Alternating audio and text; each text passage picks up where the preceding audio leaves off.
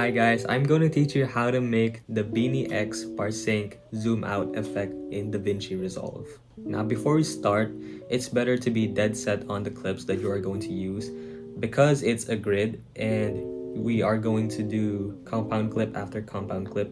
It's gonna take a bit of a while if you want to rearrange or choose different clips deep into the edit. So I suggest knowing what type of look you want. They had the BINI members pose in the same background, either in twos or ones. But for my edit, I only had one model in different places, different poses.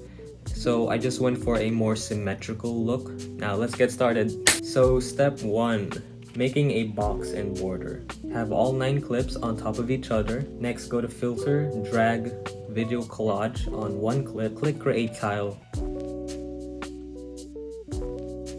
Go to global and horizontal spacing to make it square. Set the value to 0.4. Next, go to tile and under tile styling, change the border size around 0.13 and the border color to any color you'd like.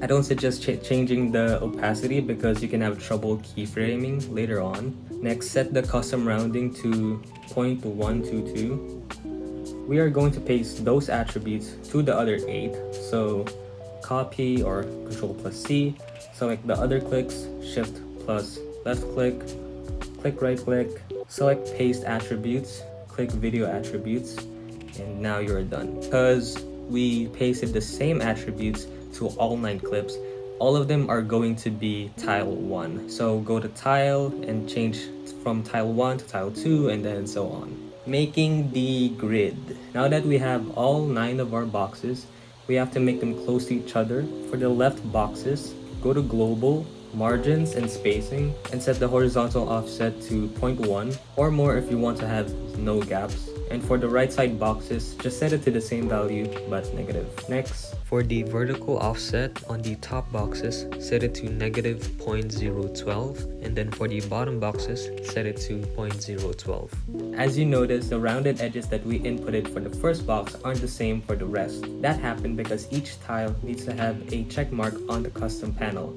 So check the box and put the same value of 0.122. Then select all clips or shift left click and right click and select the compound clip.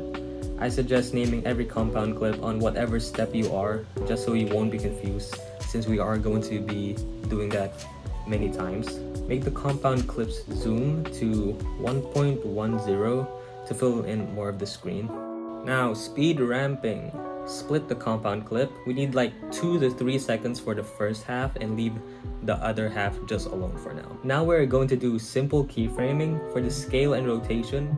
For scale, set it to 0.33, click the start button, and until like a half second before this clip ends, set it back to 1.19, which is like the original. For rotation, set it to negative 25 degrees. In the beginning, click start and find a point in the animation where the box is kind of big enough that the edges are being cut off.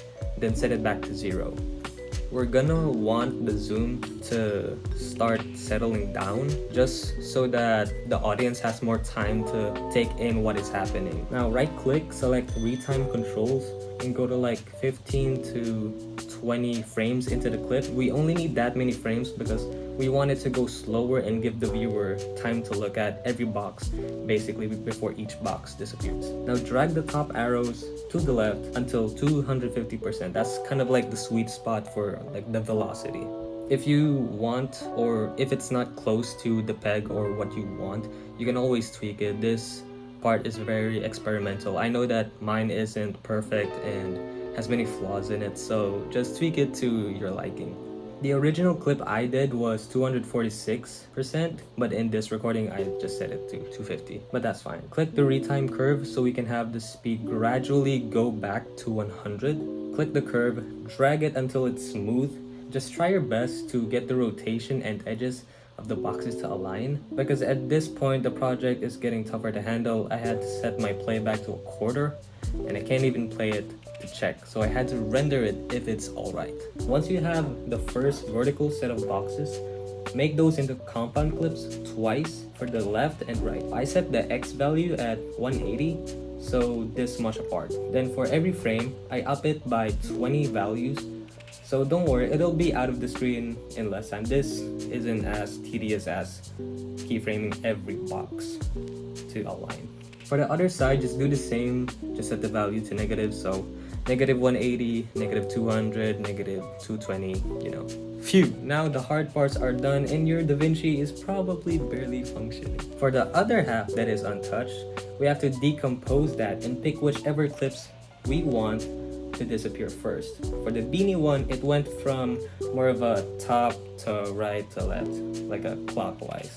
And for sound effects, the rec JD used for the disappearing boxes were like static, and it was kind of hard to find the similar sound to that. So I just downloaded a sound effect from Envato, cut each sound to a clip's end, and faded the edges of the audio. Zoom blur, we are almost finished, guys. Go to filters, drag zoom blur into the speed ramp clip. At the start of the clip, click start to the keyframe, and on the point where it goes from 250% to 100, I need you to change the value to 0.2, and then somewhere around the clip, up to you, but I suggest putting it when the rotation is done, when it's back to 0 degrees. That's when you set it to 0. And we are done. I hope that you guys enjoyed the video. I hope you learned a lot. I sure did. And please do enlighten me if this whole process was very bad and inefficient. Thank you so much for watching. It's been a while since I've made a YouTube video. I had fun making it. And yeah. I also have other videos that I've edited, also from Artlist. Please check them out. Thank you so much for the support on Lonely Night. I didn't expect it to blow up like a lot. Like that's the most viewed video I've done. I didn't expect that. And also, of course, the photo shoot edit, the tutorial I'm making this. And the biggest shout out goes to JD Alberto. Thank you so much for giving me permission of posting this tutorial, since this is your effect I'm remaking and making content out of.